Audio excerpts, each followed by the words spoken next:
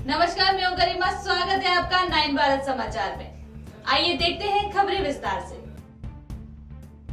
Dundigal police थाने को तेलंगाना में सर्वश्रेष्ठ घोषित किया गया।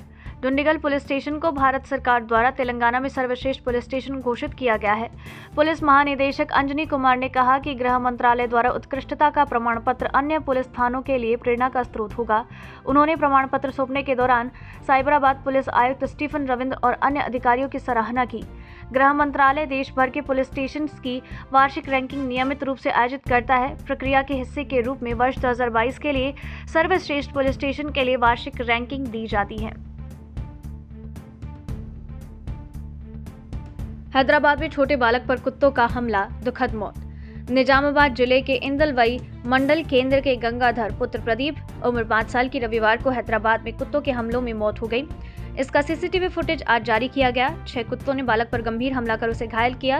इस दर्दनाक घटना से जुड़े मंजर कई लोगों के दिल को अंदर तक झकझोर कर रख दिया है। लोग कुत्तों को पकड़ने का GHMC से आग्रह किया। कुत्तों को म्युनिसिपल वाले उठाते हैं तो पीटा जीव जंतु प्रेमी रोकते हैं।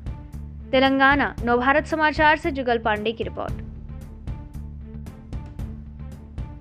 दमकल और बचाव कर्मियों ने करीमनगर में 80 वर्षीय महिला को कुएं से निकाला। फायर एंड रेस्क्यू सर्विसेज के कर्मियों ने मंगलवार सुबह मनकोंदूर मंडल मुख्यालय में एक कुएं से एक 80 वर्षीय महिला को बचाया। मनकोंदूर के संजीव नगर की रहने वाली माधवम्मा सुबह अपने घर के परिसर में गलती से एक घरेलू कुएं में गिर गई, जिसके बाद उनके परिवार के सदस्यों ने दमकल और बचाव विभाग को सूचित किया। सुबह करीब 6:10 पर पीड़िता के बेटे रविंदर का फोन आया तो माना कोंदूर दमकल कर्मचारी मौके पर पहुंचे। लीडिंग फायरमैन कुएं में उतरे और रस्सी की मदद से महिला को कुएं से बाहर निकाला। जिला अग्निशमन अधिकारी टी वेंकन्ना ने समय पर प्रतिक्रिया देने के लिए मनकोंदूर अग्निशमन इकाई के कर्मचारियों की सराहना की। इसरो का स्पेस बैलून धान के खेत में क्रैश हो गया।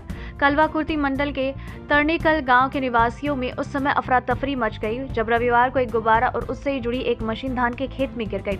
रिपोर्ट के अनुसार भारतीय अंतरिक्ष अनुसंधान संगठन इसरो और Tata institute of fundamental research ने शुक्रवार को 800 किलोग्राम वजनी प्लास्टिक बैलून मशीन को अंतरिक्ष में भेजा था। हालांकि गुब्बारा और मशीन सहित उपकरण गांव में धान के खेतों में दुर्घटनाग्रस्त हो गए। ग्रामीणों ने तुरंत स्थानीय पुलिस को सूचित किया, जिसने इसरो के अधिकारियों से बात की। रिपोर्ट के अनुसार Tata institute of fundamental research के प्रतिनिधि रविवार शाम मौके पर पहुंचे और हादसे की जांच शुरू की। पैगंबर मोहम्मद पर आपत्तिजनक टिप्पणी को लेकर निलंबित हुए बीजेपी नेता और तेलंगाना से विधायक टी राजा सिंह ने सोमवार को दावा किया कि उन्हें पाकिस्तान से जान से मारने की धमकी मिली। उन्होंने शिकायत की डीजीपी से भी। राजा सिंह ने ट्वीट पर कहा है कि उनके पास हर दिन इस तरह के फोन आते हैं। उन्होंने एक ट्वीट का दावा किया कि उन्हें व्हाट्सएप के माध्यम से सोमवार दोपहर 3:34 पर एक पाकिस्तानी नंबर से कॉल आया। उन्होंने कहा, कॉल करने वाले के पास मेरे परिवार का पूरा विवरण था और उसने कहा कि वो मुझे मार देंगे क्योंकि उनका स्लीपर सेल हैदराबाद में बहुत सक्रिय है। इसके साथ ही उन्होंने व्हाट्सएप चैट का स्क्रीनशॉट शेयर किया जिसमें उन्हें एक विदेशी नंबर से धमकी भरे मैसेज भेजे गए, जिसमें कहा गया, तू इस्लाम धर्म को तंग करते हो, मैं तुम्हारी गर्दन काट दूंगा। टी राजा ने इसकी शिकायत डीजीपी से की।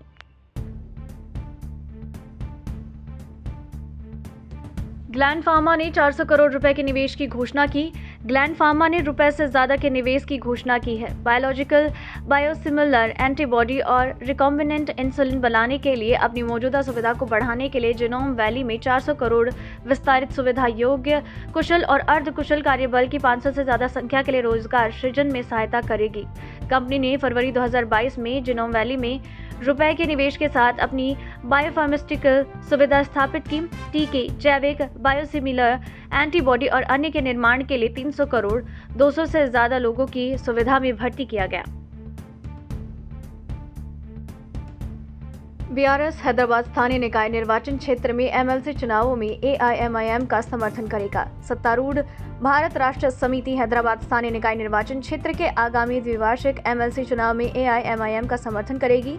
बीआरएस के अध्यक्ष और मुख्यमंत्री के चंद्रशेखर राव ने एमआईएम द्वारा समर्थन मांगे जाने के बाद इस संबंध में निर्णय लिया, जैसा कि सीट के लिए पिछले एमएलसी चुनाव के दौरान बढ़ाया गया था। हैदराबाद से स्थानीय निकायों के माध्यम से एमएलसी सीट जीतने के लिए पर्याप्त संख्या होने के बावजूद बीआरएस ने अपनी मित्रवत पार्टी एमआईएम का समर्थन करने का फैसला किया। हैदराबाद एमएलसी उम्मीदवार के रूप में मिर्जा रहमत बेग की घोषणा। ऑल इंडिया मजलिस इत्तेहादुल मुस्लिमीन पार्टी ने आगामी विधान परिषद चुनाव के लिए मिर्जा रहमत बेग को अपना उम्मीदवार घोषित किया। AIMIM के अध्यक्ष असदुद्दीन ओवैसी ने मंगलवार को ट्विटर पर इसकी घोषणा की। हैदराबाद जल्द ही अंतर्राष्ट्रीय फार्मा हब बन जाएगा। हैदराबाद जल्द ही फार्मा सिटी के साथ अंतर्राष्ट्रीय महत्व के फार्मा मैन्युफैक्चरिंग हब में बदल जाएगा, जो सबसे बड़ा फार्मा मैन्युफैक्चर क्लस्टर है जो पूरा होने वाला है।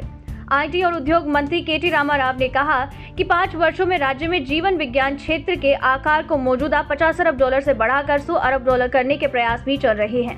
उन्होंने कहा कि जीवन विज्ञान और संबद्ध क्षेत्रों में लगभग 4 लाख लोग काम कर रहे थे और तेलंगाना में आने वाले 5 वर्षों में ये भी दोगुना होकर 8 लाख हो जाएगा।